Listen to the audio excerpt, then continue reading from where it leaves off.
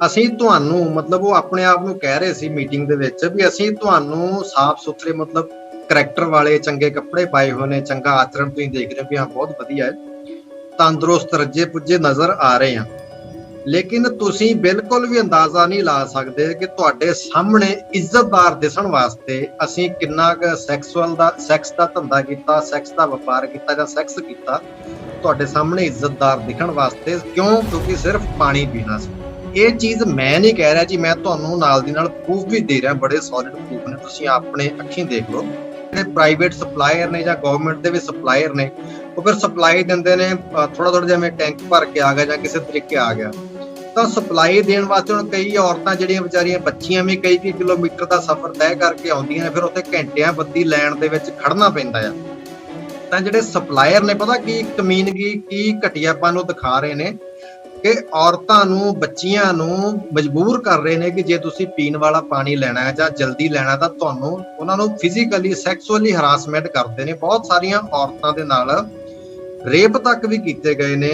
ਤਾਂ ਹੁਣ ਤੁਸੀਂ ਪੰਜਾਬ ਦੇ ਵਿੱਚ ਉਹੋ ਜਿਹੇ ਹਾਲਾਤ ਪੈਦਾ ਕਰਨੇ ਚਾਹੁੰਦੇ ਹੋ ਵੀ ਇੱਥੇ ਵੀ ਲੋਕ ਜਿਹੜੀਆਂ ਸਾਡੀਆਂ ਔਰਤਾਂ ਨੂੰ ਸੈਕਸੁਅਲੀ ਹਰਾਸਮੈਂਟ ਕਰਨ, ਉਹਨਾਂ ਦੇ ਨਾਲ ਮਜ਼ਾਕ ਕਰਨ, ਗੰਦੀਆਂ ਟਿੱਪਣੀਆਂ ਕਰਨ, ਇਹ ਤੁਸੀਂ ਚਾਹੁੰਦੇ ਹੋ ਪੰਜਾਬ ਦੇ ਵਿੱਚ?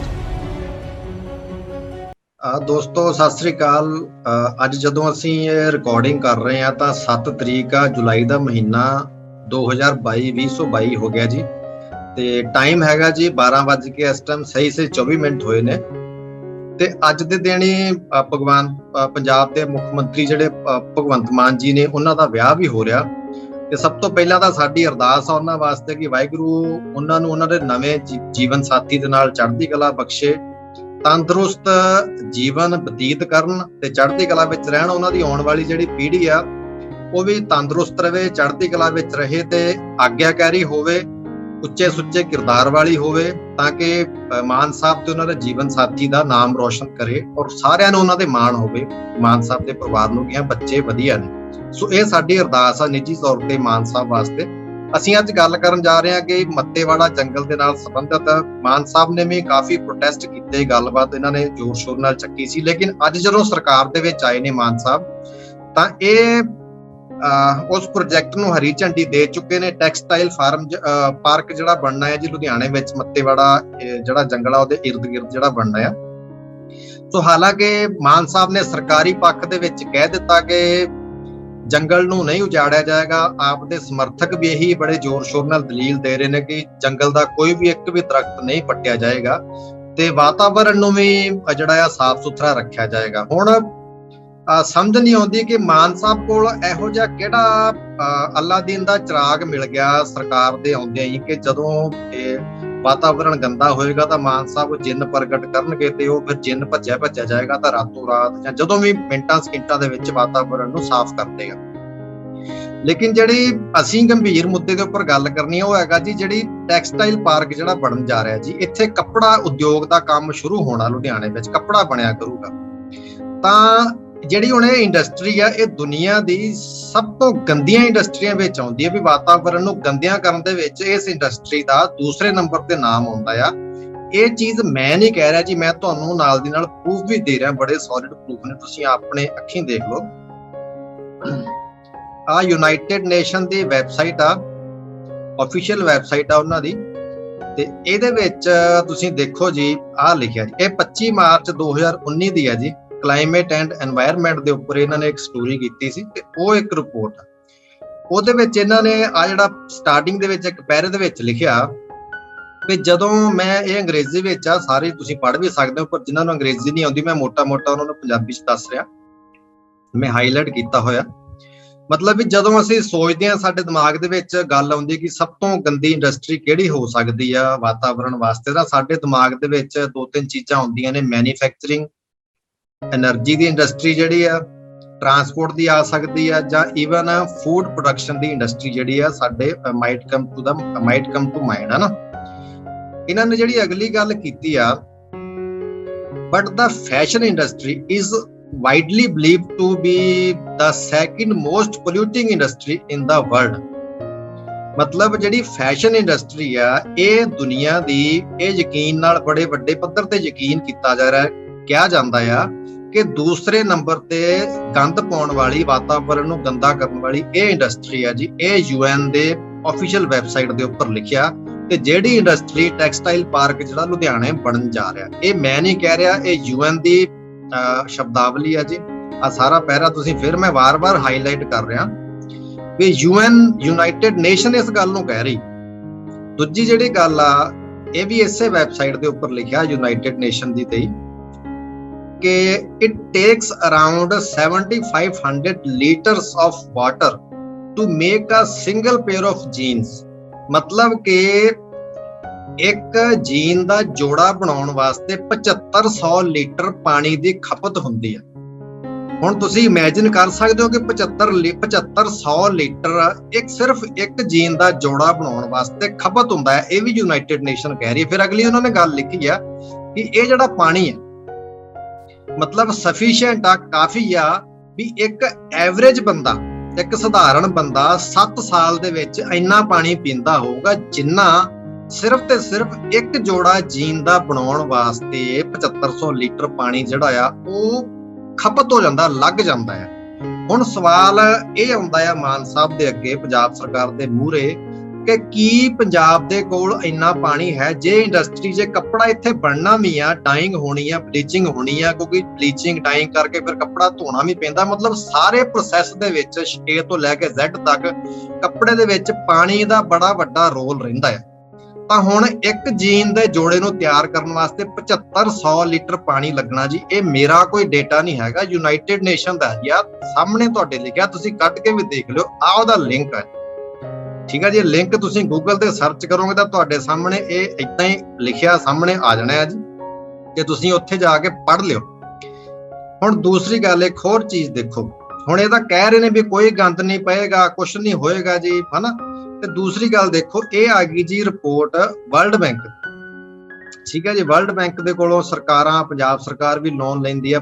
ਵਰਲਡ ਬੈਂਕ ਨੇ ਪੰਜਾਬ ਦੇ ਵਿੱਚ ਹੀ ਬਹੁਤ ਇਨਵੈਸਟਮੈਂਟ ਕੀਤੀ ਹੋਈ ਆ, ਹਿੰਦੁਸਤਾਨ ਦੇ ਵਿੱਚ ਵੀ ਕਰਜ਼ਾ ਵੀ ਲਿਆ, ਤੇ ਬੜੇ ਅਲੱਗ-ਅਲੱਗ ਤਰੀਕੇ ਦੇ ਪ੍ਰੋਜੈਕਟ ਚੱਲ ਰਹੇ ਨੇ। ਤਾਂ ਆਹ ਉਹਦਾ ਹੈਡਿੰਗ ਆ ਜੀ, ਤੁਸੀਂ ਪੜ੍ਹ ਲਿਓ ਇਹਨੂੰ ਆਪ ਹੀ। ਇਹ ਵੀ ਉਹਦਾ ਉੱਪਰ ਆ ਲਿੰਕ ਆ ਜੀ, ਤੁਸੀਂ ਦੇਖ ਲਿਓ ਇਹਨੂੰ ਏਦਾਂ ਹੀ ਹੂਬਹੂ ਖੋਲ ਕੇ। ਇਹਦੇ ਵਿੱਚ ਜਿਹੜੀ ਗੱਲ ਆਈ ਹੈ ਜੀ ਅੱਗੇ, ਇਹੀ ਚੀਜ਼ ਇਹਨਾਂ ਨੇ ਵੀ ਲਿਖੀ ਹੈ ਜੀ। ਤੇ ਆਹ ਚੀਜ਼, ਆਹ ਪੈਰਾ ਸੇਮ ਜਿਹੜਾ ਆ ਇੱਥੇ ਵਰਲਡ ਬੈਂਕ ਨੇ ਵੀ ਲਿਖਿਆ ਵੀ ਐਵਰੀ ਈਅਰ, ਹਰ ਇੱਕ ਸਾਲ ਜਿਹੜੀ ਫੈਸ਼ਨ ਇੰਡਸਟਰੀ ਆ ਉਹ 93 billion cubic metre of water use ਕਰ ਲੈਂਦੀ ਆ, ਜਿੰਨਾ ਇਹ ਪਾਣੀ 5 ਮਿਲੀਅਨ ਬੰਦਿਆਂ ਵਾਸਤੇ ਸਫੀਸ਼ੀਐਂਟ ਆ। 5 ਮਿਲੀਅਨ ਜਿਹੜੇ ਪੀਪਲ ਨੇ, ਬੰਦੇ ਨੇ, ਉਹ ਇੰਨਾ ਉਹਨਾਂ ਵਾਸਤੇ ਸਫੀਸ਼ੀਐਂਟ ਆ, ਜਿਹੜਾ ਇਹ ਹਰ ਇੱਕ ਸਾਲ ਇੰਨਾ ਪਾਣੀ ਯੂਜ਼ ਕਰ ਲੈਂਦੀ ਆ ਇਹ ਇੰਡਸਟਰੀ। ਤੇ ਦੂਸਰੀ ਗੱਲ, ਹੁਣ ਇਹ ਕਹਿੰਦੇ ਆ ਵੀ ਅਸੀਂ ਵਾਤਾਵਰਣ ਦਾ ਖਿਆਲ ਰੱਖਾਂਗੇ। ਆਹ ਦੇਖੋ ਇੱਕ ਚੀਜ਼ ਜਿਹੜੀ ਆ, every year 500,000 tons of plastic microfibers are dumped into the ocean। ਹਰ ਇੱਕ ਸਾਲ 0.5 ਮਿਲੀਅਨ ਜਿਹੜਾ ਟਨ ਪਲਾਸਟਿਕ ਦਾ ਮਾਈਕਰੋਫਾਈਬਰ ਜਿਹੜਾ ਹੁੰਦਾ ਆ ਉਹ ਸਮੁੰਦਰ ਦੇ ਵਿੱਚ ਡੰਪ ਕੀਤਾ ਜਾ ਰਿਹਾ। ਇਹ ਬਰਾਬਰ ਹੈਗਾ ਜੀ 50 ਬਿਲੀਅਨ ਪਲਾਸਟਿਕ ਬੋਤਲ, ਜਿਹੜੀਆਂ ਪਲਾਸਟਿਕ ਦੀਆਂ ਬੋਤਲਾਂ, ਉਹਦੇ ਬਰਾਬਰ। ਹੁਣ 50 ਮਿਲੀਅਨ ਹੋ ਗਿਆ ਜੀ 50 ਅਰਬ ਬੋਤਲਾਂ ਪਲਾਸਟਿਕ ਦੀਆਂ, ਜਿੰਨਾ ਮਾਈਕਰੋਫਾਈਬਰ ਬੜੇ ਛੋਟੇ ਛੋਟੇ ਕਣ ਜਿਹੜੇ ਨੇ, ਪਲਾਸਟਿਕ ਦੇ ਛੋਟੇ ਛੋਟੇ ਟੁਕੜੇ ਜਿਹੜੇ ਨੇ ਉਹ ਸਮੁੰਦਰ ਦੇ ਵਿੱਚ ਜਾ ਰਹੇ ਨੇ ਇਸ ਇੰਡਸਟਰੀ ਦੇ ਵੱਲੋਂ। ਮਤਲਬ ਕਹਿ ਰਹੇ ਨੇ ਵੀ ਹਰ ਇੱਕ ਸਾਲ 50 ਬਿਲੀਅਨ ਜਿਹੜੀਆਂ 50 ਅਰਬ ਪਲਾਸਟਿਕ ਦੀਆਂ ਬੋਤਲਾਂ ਸਮੁੰਦਰ ਦੇ ਵਿੱਚ ਰੋੜ ਦੋ। ਇੰਨਾ ਪਲਾਸਟਿਕ ਇਹ ਹਰ ਇੱਕ ਸਾਲ ਸਮੁੰਦਰ ਦੇ ਵਿੱਚ ਸੁੱਟ ਰਹੇ ਨੇ। ਤਾਂ ਕੀ ਹੁਣ ਸਾਡਾ ਸਤਲੁਜ ਜਿਹੜਾ ਦਰਿਆ ਆ ਉਹ ਸਾਫ਼ ਰਹਿ ਪਾਏਗਾ? ਇਹ ਸਵਾਲ ਆ। ਮੈਂ ਨਹੀਂ ਕਹਿ ਰਿਹਾ ਕਿ ਪੰਜਾਬ ਸਰਕਾਰ ਏਦਾਂ ਹੀ ਕਰੇਗੀ। ਮਨ ਦੇ ਵਿੱਚ ਸ਼ੰਕੇ ਨੇ, ਸ਼ੰਕੇ ਅਸੀਂ ਜਾ ਕੇ ਕਿਸੇ ਹੁਣ ਗੁਜਰਾਤ ਦੇ ਮੁੱਖ ਮੰਤਰੀ ਨੂੰ ਜਾਂ ਯੂਪੀ ਵਾਲੇ ਨੂੰ ਤਾਂ ਪੁੱਛਣਾ ਨਹੀਂ, ਇਹਦਾ ਸਾਡੇ ਪੰਜਾਬ ਸਰਕਾਰ ਨੂੰ, ਅਸੀਂ ਜ਼ਿੰਮੇਵਾਰ ਲੋਕਾਂ ਨੇ ਸਵਾਲ ਕਰਾਂਗੇ ਨਾ। ਤਾਂ ਇਹ ਸਾਡੇ ਸਵਾਲ ਨੇ ਵੀ ਜਿਸ ਹਿਸਾਬ ਨਾਲ ਇਹ ਕਹਿ ਰਹੇ ਨੇ ਵੀ ਸਤਲੁਜ ਦਾ ਪਾਣੀ ਗੰਦਾ ਨਹੀਂ ਹੋਏਗਾ, ਵਾਤਾਵਰਣ ਗੰਦਾ ਨਹੀਂ ਹੋਏਗਾ, ਤਾਂ ਆਹ ਸਾਰੀਆਂ ਰਿਪੋਰਟਾਂ ਮੇਰੀਆਂ ਨਹੀਂ ਹੈਗੀਆਂ, ਆਹ ਵਰਲਡ ਬੈਂਕ ਦੀ ਹੈ ਜੀ। ਇਹਦੇ ਵਿੱਚ ਵੀ ਤੁਸੀਂ ਪੜ੍ਹ ਲਿਆ ਜੀ। ਇਹ ਦੁਨੀਆ ਦੀ ਦੂਸਰੇ ਨੰਬਰ ਦੀ, ਆਹ ਮੈਂ ਤੁਹਾਨੂੰ ਦੁਬਾਰਾ ਦਿਖਾ ਰਿਹਾ ਜੀ, ਇਹ ਜਿਹੜੀ ਇੰਡਸਟਰੀ ਆ ਸਭ ਤੋਂ ਗੰਦੀ ਆ, ਦੂਸਰੇ ਨੰਬਰ ਦੇ ਵਿੱਚ ਆਉਂਦੀ ਹੈ। ਹੁਣ ਅਗਲੀ ਗੱਲ ਜਿਹੜੀ ਇੰਪੋਰਟੈਂਟ ਮੈਂ ਜਿਹੜੀ ਤੁਹਾਨੂੰ ਕਰਨ ਜਾ ਰਿਹਾ ਜੀ, ਹੁਣ ਸਵਾਲ ਇੱਕ ਇਹ ਵੀ ਬਣਦਾ ਆ, ਸੋਚਣਾ ਇਹ ਵੀ ਬਣਦਾ ਕਿ ਜਿੰਨੇ ਵੀ ਬ੍ਰਾਂਡ ਅਸੀਂ ਪਾਉਨੇ ਆ, ਮੈਂ ਕਿਸੇ ਬ੍ਰਾਂਡ ਦਾ ਪਾਰਟਿਕੂਲਰ ਬ੍ਰਾਂਡ ਦਾ ਕੋਈ ਨਾਮ ਨਹੀਂ ਲੈ ਰਿਹਾ, ਇਹ ਸਾਰੇ ਬ੍ਰਾਂਡ ਜਿਹੜੇ ਨੇ ਮੋਸਟਲੀ ਬਾਹਰਲੀਆਂ ਕੰਟਰੀਆਂ ਦੇ ਨੇ, ਵੱਡੀਆਂ ਵੱਡੀਆਂ ਕੰਟਰੀਆਂ ਦੇ ਬ੍ਰਾਂਡ ਨੇ, ਸਾਰੇ ਪੱਛਮੀ ਮੁਲਕਾਂ ਦੇ ਨੇ।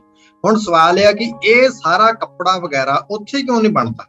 ਮਤਲਬ ਹੁਣ ਤੁਸੀਂ ਦੇਖੋ ਵੀ ਇੱਥੇ ਲੋਕ ਕਹਿ ਰਹੇ ਨੇ ਵੀ ਰੋਜ਼ਗਾਰ ਆ ਜਾਏਗਾ ਜੀ, ਖੁਸ਼ਹਾਲੀ ਆ ਜਾਏਗੀ ਜੀ, ਪੈਸਾ ਆ ਜਾਏਗਾ ਜੀ, ਇਹ ਉਹ ਬੜਾ ਸਾਡੀਆਂ ਸਰਕਾਰਾਂ ਕਹਿ ਰਹੀਆਂ ਨੇ, ਔਰ ਸਾਰਾ ਮੀਡੀਆ ਸੋਲੇ ਗਾਉਣ ਲੱਗਿਆ ਹੋਇਆ। ਲੇਕਿਨ ਜਿਹੜਾ ਬੇਸਿਕ ਕੰਸਰਨ ਆ ਉਹਦੇ ਵੱਲ ਕੋਈ ਵੀ ਮੀਡੀਆ, ਭਾਵੇਂ ਪੰਜਾਬ ਦਾ ਮੀਡੀਆ ਹੋਵੇ, ਜਿਹੜਾ ਜੋ ਵੀ ਆ ਮੀਡੀਆ ਪੰਜਾਬ ਦਾ, ਇਹ ਵੀ ਲੱਗੇ ਹੋਏ ਨੇ ਸੋਲੇ ਗਾਉਣ। ਔਰ ਪੰਜਾਬ ਤੋਂ ਬਾਹਰਲਾ ਹਿੰਦੀ ਤੇ ਇੰਗਲਿਸ਼ ਮੀਡੀਆ ਵੀ ਜਿਹੜਾ ਆ ਉਹ ਵੀ ਇੱਕ ਤਰੀਕੇ ਨਾਲ ਡਿਫੈਂਡ ਕਰ ਰਿਹਾ ਵੀ ਇੱਥੇ ਰੋਜ਼ਗਾਰ ਆ ਜਾਏਗਾ, ਫਲਾਣ ਟਮਕਾਣ ਬਹੁਤ ਕੁਝ ਬੋਲ ਰਹੇ ਨੇ। ਲੇਕਿਨ ਸਵਾਲ ਇਹ ਆ ਵੀ ਇਹੀ ਜਿਹੜਾ ਰੋਜ਼ਗਾਰ ਆ ਅਮਰੀਕਾ ਕਿਉਂ ਨਹੀਂ ਲਾਉਂਦਾ ਆਪਣੇ ਮੁਲਕ ਦੇ ਵਿੱਚ? ਉਹ ਉੱਥੇ ਕਿਉਂ ਨਹੀਂ ਇੰਡਸਟਰੀ ਲੱਗਦੀ? ਉਹ ਸਾਰੇ ਬ੍ਰਾਂਡ ਉੱਥੇ ਦੇ ਨੇ, ਲੇਕਿਨ ਉਹ ਇੱਥੋਂ ਬਣਾ ਕੇ ਸਾਰਾ ਕੁਝ ਉਧਰ ਲੈ ਕੇ ਜਾਂਦੇ ਨੇ। ਤੁਸੀਂ ਦੇਖੋ ਇੱਧਰੋਂ ਬਣਾਉਣ ਦਾ, ਜਾਣ ਆਉਣ ਦਾ ਖਰਚਾ, ਸ਼ਿਪਿੰਗ ਦਾ ਖਰਚਾ, ਕਿੰਨਾ ਹੀ ਲੱਖਾਂ ਡਾਲਰ, ਕਰੋੜਾਂ ਡਾਲਰ ਜਿਹੜੇ ਨੇ ਇਸ ਤਰੀਕੇ ਨਾਲ ਉਹਨਾਂ ਦੇ ਵੇਸਟ ਹੋ ਰਹੇ ਹੋਣਗੇ, ਤਾਂ ਕੀ ਉੱਥੇ ਨਹੀਂ ਬਣਾਇਆ ਜਾ ਸਕਦਾ? ਇਹਦੇ ਵਿੱਚ ਵੀ ਬੜਾ ਵੱਡਾ ਰੀਜ਼ਨ ਆ। 1960ਵਿਆਂ ਦੇ ਵਿੱਚ, 70ਵਿਆਂ ਦੇ ਵਿੱਚ ਜਿੰਨਾ ਵੀ ਕੱਪੜਾ ਬਣਦਾ ਸੀ, ਅਮਰੀਕਨ ਲੋਕ ਜਿਹੜੇ ਕੱਪੜਾ ਪਾਉਂਦੇ ਸੀ, ਉਹਦਾ 95% ਤੋਂ ਵੱਧ, 96-97% ਜਿਹੜਾ ਕੱਪੜਾ ਸੀ ਉਹ ਬਣਦਾ ਸੀ ਅਮਰੀਕਾ ਦੇ ਵਿੱਚ। ਲੇਕਿਨ ਜਿਉਂ-ਜਿਉਂ ਇਹਦੀ ਡਿਮਾਂਡ ਵਧੀ ਆ, ਕਿਉਂਕਿ ਜਿਹੜਾ ਆਫੀਸ਼ੀਅਲ ਡੇਟਾ ਆਉਂਦਾ ਹੈ ਸਾਡੇ ਸਾਹਮਣੇ, ਜਦੋਂ ਅਸੀਂ ਖੋਜ ਕਰਦੇ ਹਾਂ, ਇਹਦੀ ਪੜ੍ਹਦੇ ਹਾਂ, ਤਾਂ ਸਨ 2000 ਤੋਂ ਲੈ ਕੇ ਤੇ ਹੁਣ ਤੱਕ, ਜਿਹੜੀ ਇਹਦੀ 14 ਤੱਕ ਇਹਦੀ ਜਿਹੜੀ ਡਿਮਾਂਡ ਆ ਕੱਪੜੇ ਪਾਉਣ ਦੀ, ਇਹ ਡਬਲ ਹੋ ਗਈ ਤੇ ਹੁਣ ਟ੍ਰਿਪਲ ਹੋਣ ਤੱਕ ਜਾ ਰਹੀ ਹੈ। ਡਬਲ ਟ੍ਰਿਪਲ ਮਤਲਬ ਬਹੁਤ ਜ਼ਿਆਦਾ ਵੱਧ ਗਈ ਡਿਮਾਂਡ ਇਹਦੀ। ਤੇ ਇੰਨੀ ਡਿਮਾਂਡ ਵਧੀ, ਲੇਕਿਨ ਫਿਰ ਵੀ ਅਮਰੀਕਾ ਨੇ ਉੱਥੇ ਕੱਪੜਾ ਪ੍ਰੋਡਿਊਸ ਨਹੀਂ ਕਰਨਾ ਸ਼ੁਰੂ ਕੀਤਾ। ਹਾਲਾਂਕਿ ਸੱਚਾਈ ਪਤਾ ਕੀ ਆ ਕਿ ਜਿਉਂ-ਜਿਉਂ ਡਿਮਾਂਡ ਵਧੀ, ਅਮਰੀਕਾ ਨੇ ਉੱਥੇ ਕੰਮ ਘਟਾਉਣਾ, ਪ੍ਰੋਡਿਊਸ ਕਰਨਾ ਘੱਟ ਕਰ ਦਿੱਤਾ।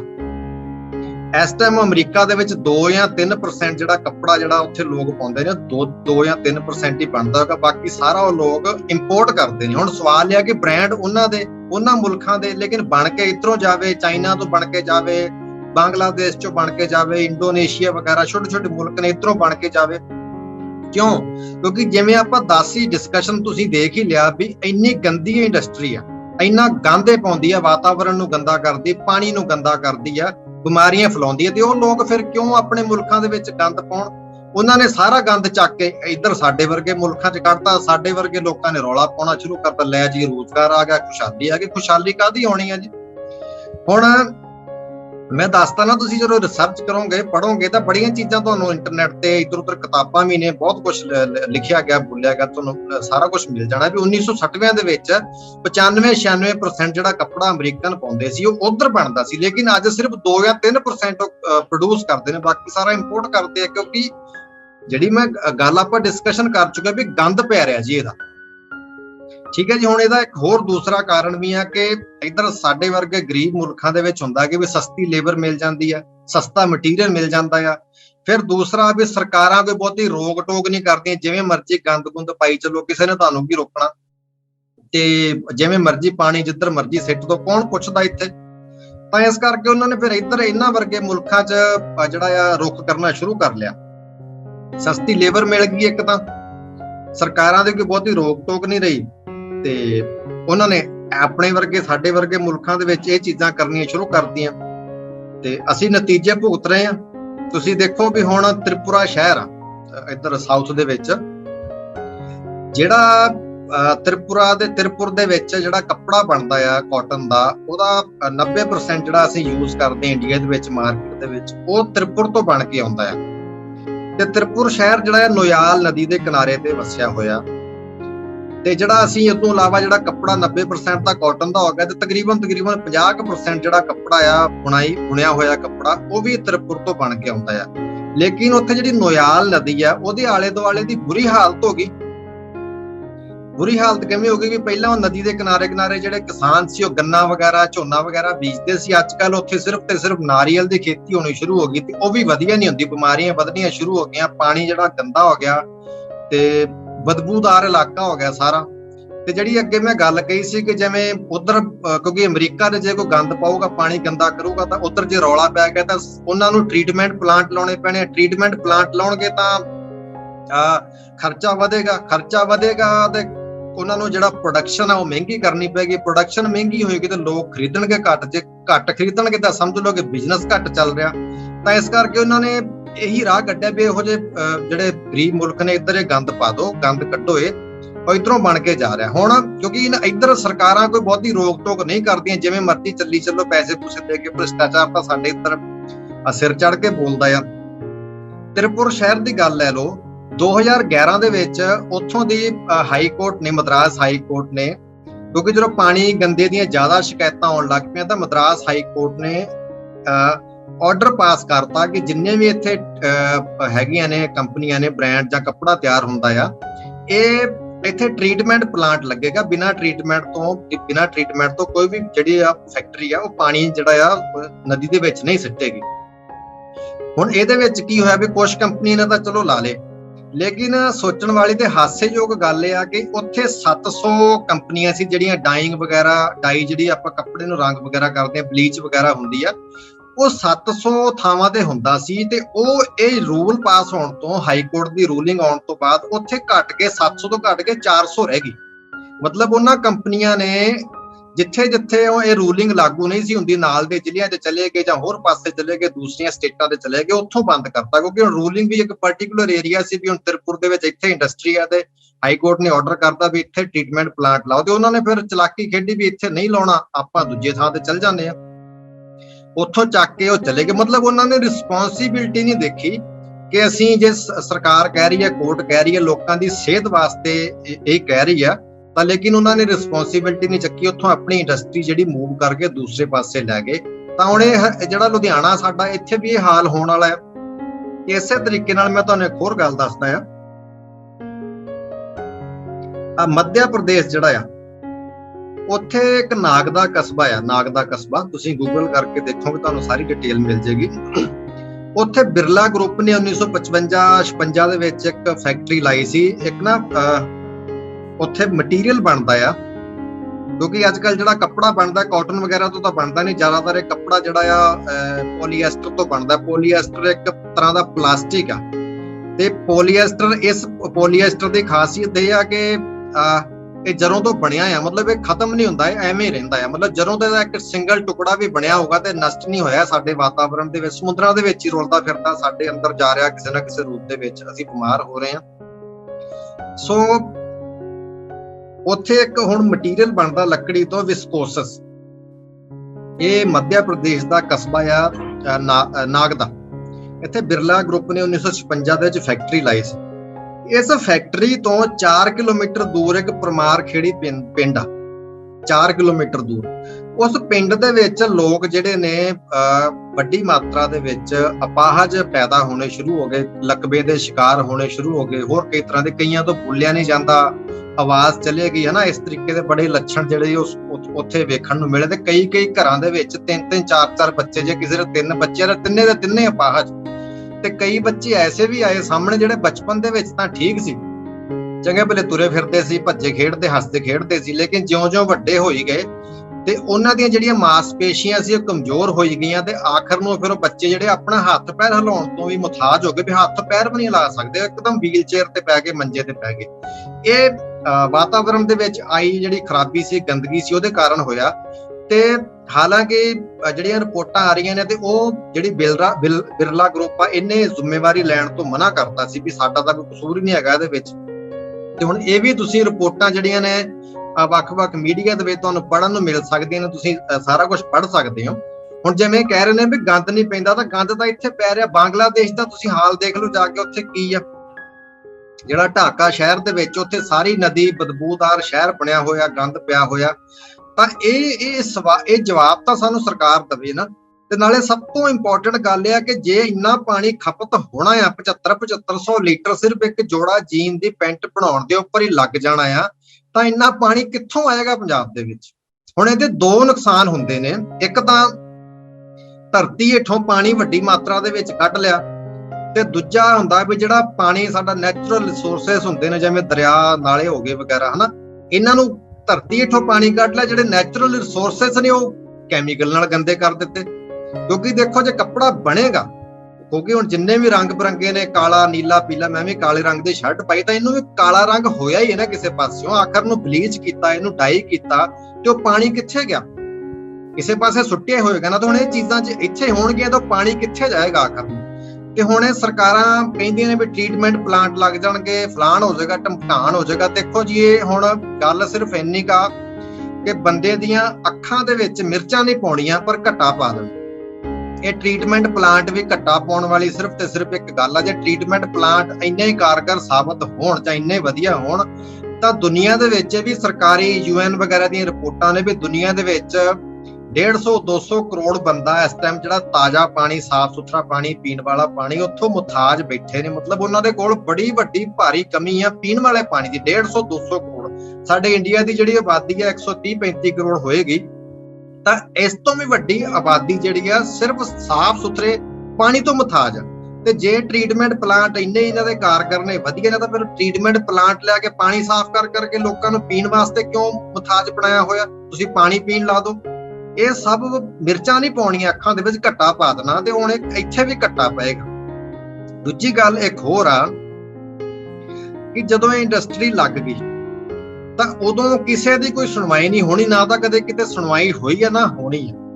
ਕਿਉਂਕਿ ਸਾਡੇ ਮੁਲਕਾਂ ਦਾ ਇਹੀ ਹਾਲ ਆ ਵੀ ਹੋਈ ਵੀ, ਜਿਵੇਂ ਮੈਂ ਤੁਹਾਨੂੰ ਦੱਸਦਾ ਕਿ ਉੱਥੇ ਤ੍ਰਿਪੁਰ ਦੇ ਵਿੱਚ ਹੀ ਕੋਰਟ ਦਾ ਆਰਡਰ ਆਇਆ ਤੇ ਉੱਥੇ 700 ਜਿਹੜੇ ਪਲਾਂਟ ਲੱਗੇ ਸੀ ਥਾਵਾਂ ਤੇ ਬਲੀਚਿੰਗ ਹੁੰਦੀ ਸੀ, ਉਹ ਘਟ ਕੇ 400 ਰਹਿ ਗਏ। ਬਾਕੀ ਨੇ ਆਪੋ ਆਪਣੇ ਥਾਵਾਂ ਤੇ ਸ਼ਿਫਟ ਕਰ ਲਿਆ, ਅਲੱਗ-ਅਲੱਗ ਥਾਵਾਂ ਤੇ।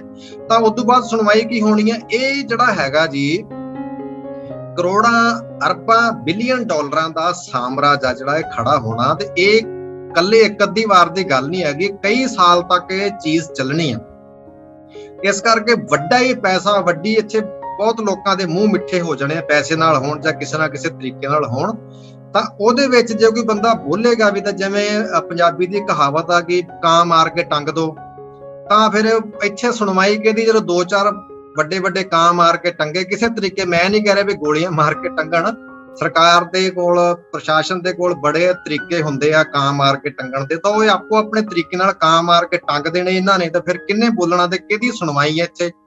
ਤੇ ਦੂਜੀ ਗੱਲ, ਜਦੋਂ ਲੋਕ ਬਿਮਾਰ ਹੋਣਗੇ ਇੱਥੇ, ਜੇ ਤਾਂ ਦੇਖੋ ਸਿਰਫ ਤੇ ਸਿਰਫ ਕੱਪੜਾ ਬਾਹਰੋਂ ਆਉਣਾ, ਡਾਈ ਹੋ ਕੇ, ਬਲੀਚ ਵਗੈਰਾ ਹੋ ਕੇ, ਸਾਰਾ ਪ੍ਰੋਸੈਸ ਕੰਪਲੀਟ ਹੋ ਕੇ ਦੂਜੇ ਸੂਬਿਆਂ ਤੋਂ ਆਉਣਾ, ਜਾਂ ਕਿਤੋਂ ਵੀ ਆਵੇ, ਅਸੀਂ ਕਿਸੇ ਸੂਬੇ ਦੀ ਗੱਲ ਨਹੀਂ ਕਰਦੇ, ਕਿਤੋਂ ਵੀ ਆਵੇ, ਮਤਲਬ ਪੰਜਾਬ ਦੇ ਵਿੱਚ ਸਿਰਫ ਤੇ ਸਿਰਫ ਸਮਾਈ ਵਾਸਤੇ ਆਉਣਾ ਆ, ਸਿਲਾਈ ਵਾਸਤੇ ਹੀ ਆਉਣਾ ਆ, ਫਿਰ ਤਾਂ ਕੋਈ ਪ੍ਰੋਬਲਮ ਨਹੀਂ ਹੈਗੀ ਵੀ ਚਲੋ ਇੱਥੇ ਬੈਠ ਮਸ਼ੀਨਾਂ ਲੱਗਣਗੀਆਂ, ਸਟਿਚਿੰਗ ਮਸ਼ੀਨਾਂ, ਕੱਪੜਾ ਸੀਤਾ ਦੇ ਆਪਣਾ ਜਿੱਥੇ ਭੇਜਣਾ ਭੇਜਤਾ। ਜੇ ਕਹਿਣਾ ਵੀ ਸਾਰਾ ਕੰਪਲੀਟਲੀ ਪ੍ਰੋਸੈਸ ਹੋਣਾ, ਤਾਂ ਫਿਰ ਇੱਥੇ ਤੁਸੀਂ ਸੇਫ ਨਹੀਂ ਹੈਗੇ। ਤੁਹਾਡੇ ਬੱਚੇ ਜਿਹੜੇ ਆ ਤੜਫ ਕੇ ਮਰਿਆ ਕਰਨਗੇ। ਕੈਂਸਰ ਵਰਗੀਆਂ ਬਿਮਾਰੀਆਂ, ਦਮਾ, TB ਵਰਗੀਆਂ ਬਿਮਾਰੀਆਂ ਇੱਥੇ ਬੜਾ ਜ਼ੋਰ ਫੜਨਗੀਆਂ। ਤੁਸੀਂ ਦੇਖਿਆ ਹੋਣਾ ਵੀ ਬਠਿੰਡਾ ਜਿਹੜੀ ਬੈਲਟ ਆ ਉਹਨੂੰ ਪਹਿਲਾਂ ਹੀ ਕੈਂਸਰ ਬੈਲਟ ਕਿਹਾ ਜਾਂਦਾ, ਤੇ ਇੱਕ ਜਿਹੜੀ ਟ੍ਰੇਨ ਜਾਂਦੀ ਹੈ ਬੀਕਾਨੇਰ ਨੂੰ, ਤੇ ਉਹਨੂੰ ਵੀ ਤੁਸੀਂ ਸਾਰਿਆਂ ਨੇ ਸੁਣਿਆ ਹੋਇਆ ਵੀ ਕੈਂਸਰ ਦੀ ਟ੍ਰੇਨ ਕਰਕੇ ਉਹ ਮਸ਼ਹੂਰ ਆ, ਕਿਉਂਕਿ ਕੈਂਸਰ ਦੇ ਮਰੀਜ਼ ਜਿਹੜੇ ਨੇ ਟ੍ਰੀਟਮੈਂਟ ਕਰਨ ਵਾਸਤੇ ਬੀਕਾਨੇਰ ਨੂੰ, ਰਾਜਸਥਾਨ ਨੂੰ ਜਾਂਦੇ ਨੇ। ਸੋ ਜੇ ਇੱਥੇ ਵੀ ਇਹ ਚੀਜ਼ਾਂ ਹੋ ਗਈਆਂ, ਹੁਣ ਦੇਖੋ ਇੱਕ ਵਾਰੀ ਤਾਂ ਸਾਨੂੰ ਲੱਗਦਾ ਵੀ ਰੋਜ਼ਗਾਰ ਆ ਜਾਏਗਾ, ਬੜੀ ਖੁਸ਼ਹਾਲੀ ਆ ਜਾਏਗੀ, ਤੇ ਇਹਦੇ ਲੰਬੇ ਇਫੈਕਟ ਦੇਖੋ। ਤੁਸੀਂ ਮੌਤ ਮੰਗਿਆ ਕਰੋਗੇ ਜਦੋਂ ਤੁਹਾਡੇ ਸਾਹਮਣੇ ਇੱਕ ਨੌਜਵਾਨ ਬੱਚਾ, ਤੁਹਾਡੀ ਲੜਕੀ ਜਾਂ ਤੁਹਾਡਾ ਬੇਟਾ ਮੰਜੇ ਤੇ ਪਿਆ ਹੋਏਗਾ, ਤਾਂ ਮਾਂ-ਬਾਪ ਦੀ ਕੀ ਹਾਲਤ ਹੋਏਗੀ? ਕਿਵੇਂ ਉਹਨੂੰ ਸਾਂਭਿਆ ਜਾਏਗਾ? ਹੁਣ ਦੇਖੋ ਵੀ ਹੁਣ ਸਰਕਾਰੀ ਹਸਪਤਾਲਾਂ ਦੇ ਵਿੱਚ ਜਦੋਂ ਬਿਮਾਰ ਹੋ ਗਏ ਤੁਸੀਂ, ਹਸਪਤਾਲ ਜਿਹੜੇ ਸਰਕਾਰੀ, ਉੱਥੇ ਤਾਂ ਤੁਹਾਨੂੰ ਬੇਸਿਕ ਸਹੂਲਤਾਂ ਹੀ ਮਿਲਣੀਆਂ ਨੇ, ਕੋਈ ਮਾੜਾ ਮੋੜ, ਕੋਈ ਦਵਾਈ ਲੈ ਲਈ। ਬਾਕੀ ਜਿਹੜੇ ਸੀਰੀਅਸ ਪ੍ਰੋਬਲਮਸ ਨੇ ਉਹਦੇ ਵਾਸਤੇ ਹੁੰਦਾ ਵੀ ਪ੍ਰਾਈਵੇਟ ਇਲਾਜ ਕਰਾਓ। ਤੇ ਪ੍ਰਾਈਵੇਟ ਇਲਾਜ ਕਰਾਉਣਾ ਫਿਰ ਕਿਹਦੇ ਵੱਸ ਦੀ ਗੱਲ ਆ? ਇਹ ਵੀ ਸੰਭਵ ਨਹੀਂ ਹੈਗਾ। ਤੇ ਤੁਸੀਂ ਦੋਹਰੀ ਤੇਰੀ ਮਾਰ ਦੇ ਥੱਲੇ ਆ ਜਾਣਾ। ਇਹ ਬੜੀ ਲੰਬੀ ਇੱਕ, ਇਹਨੂੰ ਮੈਂ ਸਾਜ਼ਿਸ਼ ਤਾਂ ਨਹੀਂ ਕਹੂੰਗਾ, ਲੇਕਿਨ ਇੱਕ ਹੁੰਦਾ ਨਾ ਵੀ ਜਿਵੇਂ ਸਰਕਾਰਾਂ ਵਾਅਦੇ ਕਰ ਲੈਂਦੀਆਂ ਨੇ, ਅਸੀਂ ਆਹ ਕਰ ਦਾਂਗੇ, ਉਹ ਕਰ ਦਾਂਗੇ, ਤੇ ਵਾਅਦੇ ਪੂਰੇ ਕਿਵੇਂ ਕਰਨੇ ਆ? ਫਿਰ ਹੁੰਦਾ ਵੀ ਚਲੋ ਹੁਣ ਸਾਡੇ ਗਲ ਢੋਲਕੀ ਪੈ ਗਈ ਤੇ ਇਹਨੂੰ ਵਜਾ ਲਓ ਜਿਵੇਂ ਵੱਜਦੀ, ਬਾਕੀ ਅਗਲੀਆਂ ਸਰਕਾਰਾਂ ਦੇਖੀ ਜਾਣਗੀਆਂ ਜਿਵੇਂ ਉਹ ਦੇਖਣਗੀਆਂ ਹਨਾ। ਹੁਣ ਵੀ ਇਹਨਾਂ ਨੂੰ ਰੋਜ਼ਗਾਰ ਵੀ ਪ੍ਰੋਮਿਸ ਤਾਂ ਕਰ ਬੈਠੇ ਵੀ ਰੋਜ਼ਗਾਰ ਪੈਦਾ ਕਰਨਾ, ਤੇ ਰੋਜ਼ਗਾਰ ਵੀ ਚਲੋ ਇਹ ਸਕੀਮ ਆਈ ਹੈ, ਉਹਨਾਂ ਨੇ ਕਿਹਾ ਵੀ ਤੁਸੀਂ ਇਹ ਟ੍ਰੀਟਮੈਂਟ ਆ ਜਿਹੜੇ ਟੈਕਸਟਾਈਲ ਪਾਰਕ ਬਣਾਓ, ਤੇ ਇਹਨਾਂ ਨੇ ਐਕਸੈਪਟ ਕਰ ਲਿਆ। ਹੁਣ ਉਹਦਾ ਅਸਰ ਜੋ ਮਰਜ਼ੀ ਹੋਵੇ, ਅਮਰੀਕਾ ਕੈਨੇਡਾ ਨੂੰ ਕਿਆ ਲੈਣਾ ਦੇਣਾ, ਇੰਗਲੈਂਡ ਨੂੰ ਕੀ ਲੈਣਾ, ਤੁਹਾਡੀਆਂ ਸਿਹਤਾਂ ਨਾਲ ਤੁਸੀਂ ਮਰੋ ਖਪੋ, ਤੁਹਾਡਾ ਕੀ ਹੈ ਨਾ। ਹੁਣ ਸਰਕਾਰ ਨੂੰ ਵੀ ਇਹੀ ਹੈ ਵੀ ਚਲੋ ਅਸੀਂ ਤਾਂ ਕਹਿ ਦਾਂਗੇ ਵੀ ਆ ਜੀ ਬੱਲੇ ਬੱਲੇ, ਬੜੇ ਲੱਖਾਂ ਲੋਕਾਂ ਨੂੰ ਰੋਜ਼ਗਾਰ ਮਿਲ ਗਿਆ, ਫਲਾਣ ਹੋ ਗਿਆ, ਢਮਕਾਣ ਹੋ ਗਿਆ ਹਨਾ। ਇੱਕ ਵਾਰੀ ਇਹਨਾਂ ਨੇ ਆਪਣੇ ਗਲੋਂ ਜਿਹੜੀ ਆ ਇਹ ਜਿਹੜਾ ਗਲ ਪਿਆ ਢੋਲ ਇਹਨਾਂ ਨੇ ਵਜਾ ਲੈਣਾ, ਮੁੜ ਕੇ ਪੀੜ੍ਹੀਆਂ ਤੱਕ ਇਹ ਭੁਗਤਦੀਆਂ ਰਹਿਣਗੀਆਂ।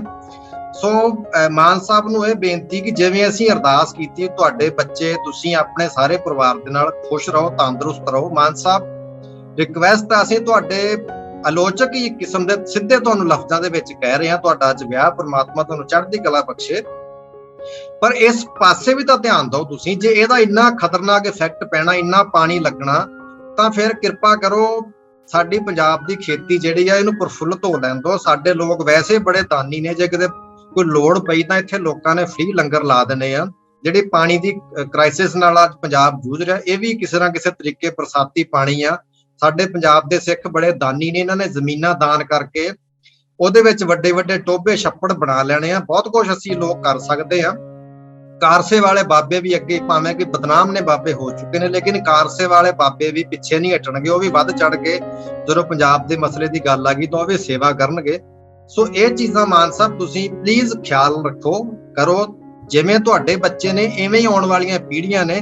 ਸੋ ਸਰਕਾਰ ਨੂੰ ਜਿਹੜੀ ਆ ਸਥਿਤੀ ਜਿਹੜੀ ਆ ਸਪਸ਼ਟ ਕਰਨੀ ਚਾਹੀਦੀ ਆ ਕਿ ਇੱਥੇ ਅਸਲ ਦੇ ਵਿੱਚ ਹੋ ਕੀ ਰਿਹਾ, ਕਿਵੇਂ ਹੋਏਗਾ, ਕੀ ਸਰਕਾਰ ਕੋਲ ਪਲਾਨ ਆ। ਸਿਰਫ ਇਹੀ ਕਹਿ ਦੇਣਾ, ਪਹਿਲਾਂ ਵੀ ਸਰਕਾਰਾਂ ਬਹੁਤ ਕੁਝ ਕਹਿੰਦੀਆਂ ਰਹੀਆਂ ਤੇ ਜਦੋਂ ਨੋਟਬੰਦੀ ਹੋਈ ਸੀ ਤਾਂ ਬੜਾ ਇੱਥੇ ਵੀ ਰੌਲਾ ਪਾਇਆ ਗਿਆ ਸੀ ਵੀ ਇਹ ਹੋ ਜਾਏਗਾ, ਉਹ ਹੋ ਜਾਏਗਾ, ਕਾਲਾ ਧਨ ਆ ਜਾਏਗਾ, ਬਹੁਤ ਕੁਝ ਕਿਹਾ ਗਿਆ ਸਰਕਾਰਾਂ ਵੱਲੋਂ। ਲੇਕਿਨ ਬਾਅਦ ਦੇ ਵਿੱਚ ਜ਼ਿੰਮੇਵਾਰੀ ਕੌਣ ਲੈਂਦਾ ਆ? ਇੱਕ ਵਾਰੀ ਤੁਸੀਂ ਕਹਿ ਕੇ ਭੱਜ ਜਾਂਦੇ ਹੋ, ਮੁੜ ਕੇ ਨਵੇਂ ਆ ਜਾਂਦੇ ਨੇ, ਨਵਿਆਂ ਨੂੰ ਬੰਦਾ ਫਿਰ ਉਹ ਕਹਿੰਦੇ ਨੇ ਪਿਛਲਿਆਂ ਨੂੰ ਪੁੱਛੋ।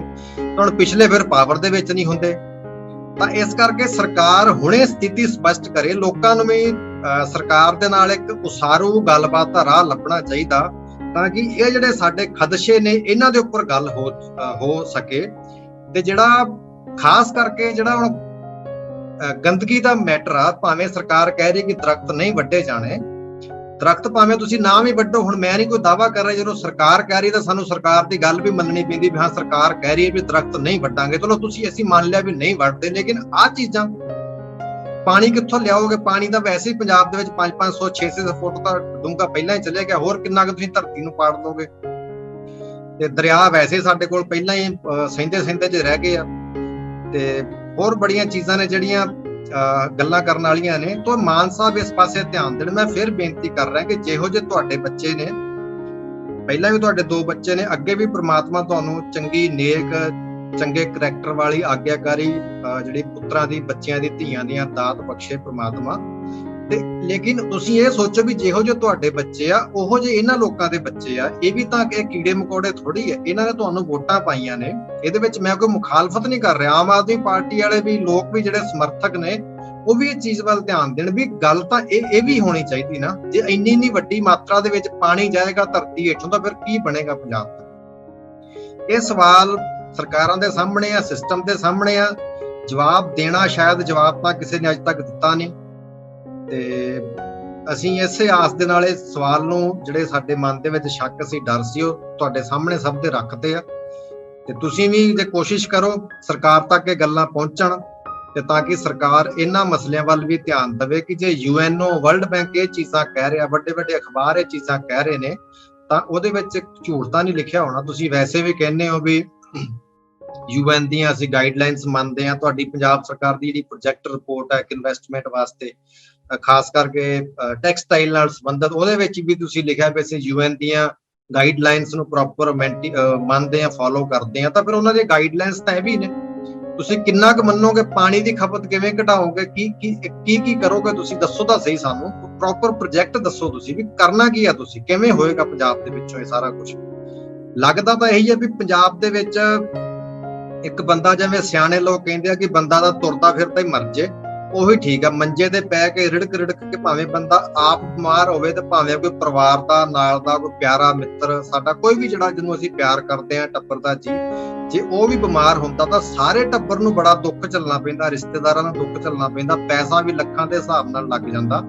ਤਾਂ ਸ਼ਾਇਦ ਆਉਣ ਵਾਲਾ ਸਮਾਂ ਪੰਜਾਬ ਦੇ ਵਿੱਚ ਇਹ ਹੋ ਜਾਏਗਾ ਕਿ ਲੋਕ ਸੁੱਖਣਾ ਸੁੱਖਿਆ ਕਰਨਗੇ ਵੀ ਹੁਣ ਬੱਚੇ ਤਾਂ ਹੋ ਗਏ, ਜਾਂ ਅਸੀਂ ਵੀ ਹੈਗੇ 30-40 ਸਾਲ ਉਮਰ ਹੰਢਾ ਲਈ, ਚਲੋ ਪਰਮਾਤਮਾ ਹੁਣ ਅਸੀਂ ਸੁੱਖਣਾ ਸੁੱਖਦੇ ਆ, ਅਖੰਡ ਪਾਠ ਸੁੱਖਦੇ ਆ, ਕੜਾਹ ਪ੍ਰਸ਼ਾਦ ਸੁੱਖਦੇ ਆ, ਜਾਂ ਪਰਿਵਾਰ ਵਾਲਿਆਂ ਨੂੰ ਕਹਿ ਕੇ ਜਾਇਆ ਕਰਨਗੇ ਜੇ ਅਸੀਂ ਤੰਦਰੁਸਤ ਮਰ ਗਏ ਤਾਂ ਸਾਡੇ ਪਿੱਛੋਂ ਆਹ ਫਲਾਣੀ ਚੀਜ਼ ਸਾਡੇ ਧਾਰਮਿਕ ਅਕੀਦੇ ਦੇ ਮੁਤਾਬਕ ਵੱਖ-ਵੱਖ ਲੋਕ ਨੇ ਪੰਜਾਬ ਦੇ ਵਿੱਚ, ਵੱਖ-ਵੱਖ ਮਨੌਤਾਂ ਨੇ, ਤਾਂ ਉਸ ਮਨੌਤਾਂ ਦੇ ਹਿਸਾਬ ਨਾਲ ਫਿਰ ਸੁੱਖਣਾ ਸੁੱਖਿਆ ਕਰਨਗੇ ਲੋਕ ਵੀ ਅਸੀਂ ਤੰਦਰੁਸਤ ਮਰ ਜਾਈਏ ਤੇ ਸਾਡੇ ਮਰਨ ਤੋਂ ਬਾਅਦ ਆਹ ਚੀਜ਼ ਰੱਬ ਦੇ ਨਾਂ ਤੇ ਦਾਨ ਕਰ ਦਿਓ। ਸ਼ਾਇਦ ਇਹ ਸਮਾਂ ਆ ਜਾਏਗਾ, ਕਿਉਂਕਿ ਕੋਈ ਵੀ ਬੰਦਾ ਅਪਾਹਜ ਹੋ ਕੇ ਰਿੜਕ ਕੇ ਤੜਫ ਕੇ ਨਹੀਂ ਮਰਨਾ ਚਾਹੁੰਦਾ। ਸੋ ਮੈਂ ਵਾਰ-ਵਾਰ ਬੇਨਤੀ ਕਰ ਰਿਹਾ ਕਿ ਮਾਨ ਸਾਹਿਬ, ਜਿਹੋ ਜਿਹਾ ਤੁਹਾਡਾ ਪਰਿਵਾਰ ਆ, ਉਹੋ ਜਿਹੇ ਸਾਡੇ ਪਰਿਵਾਰ ਨੇ, ਉਹੋ ਜਿਹੇ ਲੋਕਾਂ ਦੇ ਪਰਿਵਾਰ ਨੇ।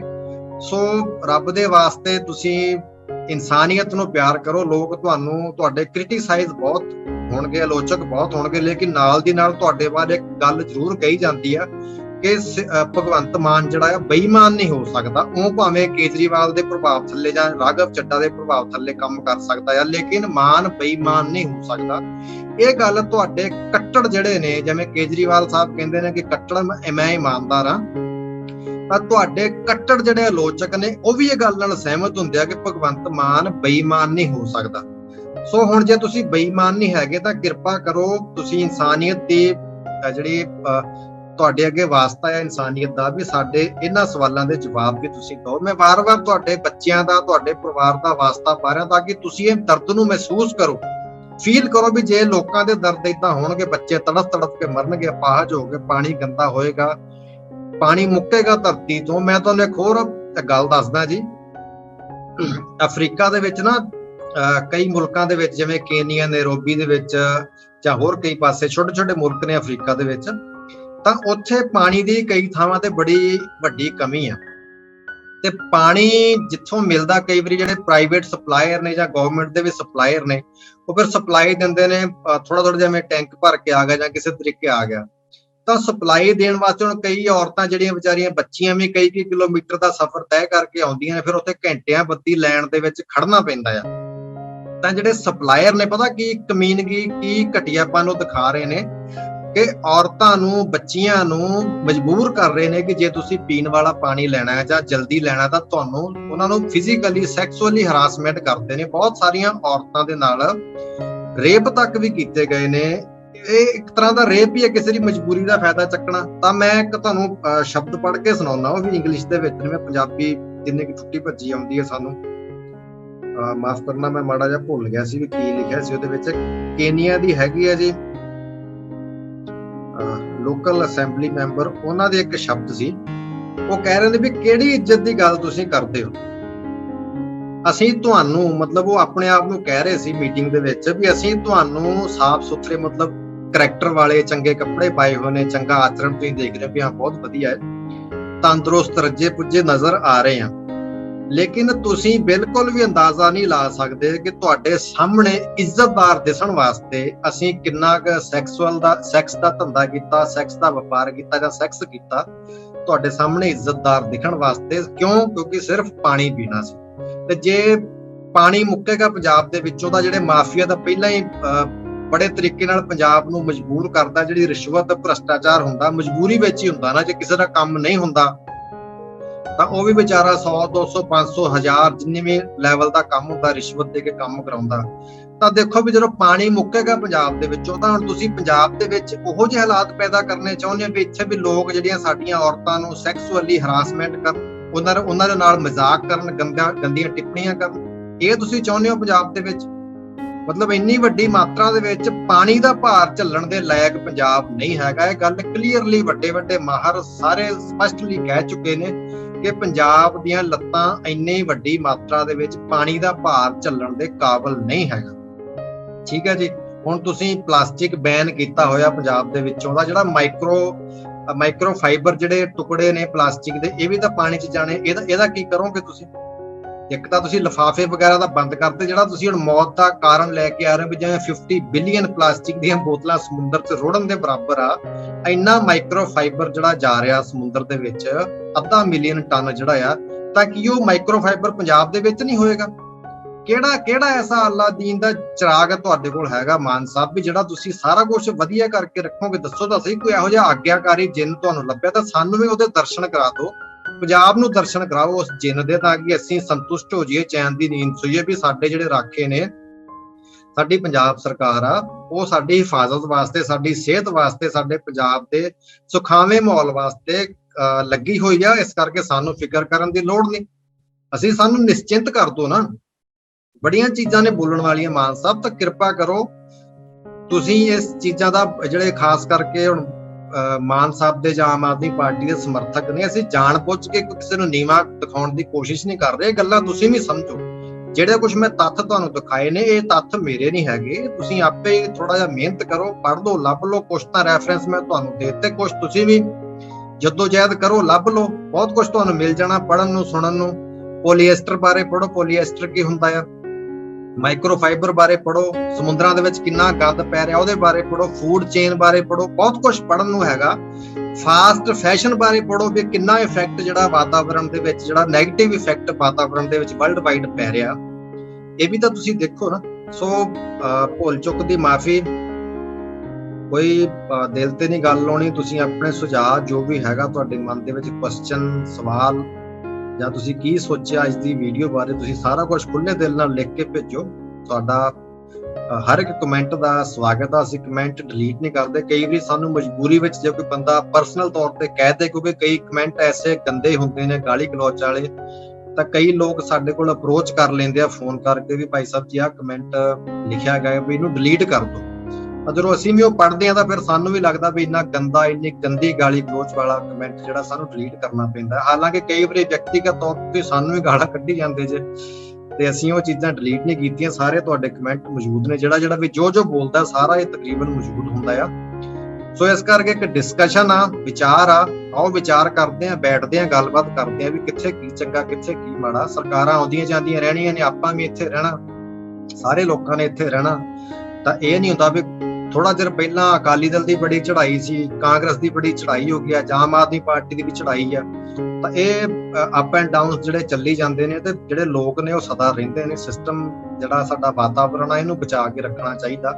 ਸੋ ਵਾਤਾਵਰਣ ਕਿਵੇਂ ਬਚਾਉਣਾ, ਕਿਹੜਾ ਬੰਦਾ ਕੀ ਡਿਊਟੀ ਜਿਹੜੀ ਅਦਾ ਕਰ ਸਕਦਾ, ਨਿਭਾ ਸਕਦਾ ਆ, ਉਹ ਮੈਟਰ ਕਰਦਾ ਆ। ਸਰਕਾਰਾਂ ਦੀ ਵੀ ਸਭ ਤੋਂ ਵੱਡੀ ਡਿਊਟੀ ਬਣਦੀ ਹੈ ਕਿ ਉਹ ਆਪਣੇ ਲੋਕਾਂ ਦੀ ਗੱਲ ਕਰਨ। ਸੋ ਭੁੱਲ ਚੁੱਕ ਦੀ ਮਾਫੀ।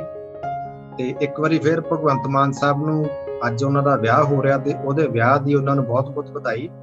ਉਹ ਆਪਣੇ ਜੀਵਨ ਸਾਥੀ ਨਾਲ, ਆਪਣੇ ਪਰਿਵਾਰ ਨਾਲ ਬਹੁਤ ਵਧੀਆ, ਤੰਦਰੁਸਤ, ਸੁਖਾਵੀਂ ਜ਼ਿੰਦਗੀ ਬਤੀਤ ਕਰਨ। ਪ੍ਰਮਾਤਮਾ ਉਹਨਾਂ ਨੂੰ ਚੜ੍ਹਦੀ ਕਲਾ ਵਿੱਚ ਰੱਖੇ।